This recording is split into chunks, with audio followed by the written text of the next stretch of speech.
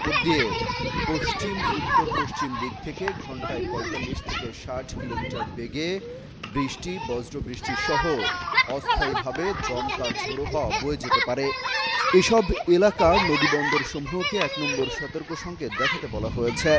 এছাড়া সন্ধ্যা ৬টার মধ্যে রংপুর, ময়মনসিংহ এবং সিলেট বিভাগের অনেক জায়গায় এবং রাজশাহী, ঢাকা, খুলনা, বরিশাল ও চট্টগ্রাম বিভাগের কিছু জায়গায় অস্থায়ীভাবে দমকা ঝোড়ো হাওয়া সহ বিদ্যুৎ চমকানো, বৃষ্টি, বজ্রসহ বৃষ্টি হতে পারে।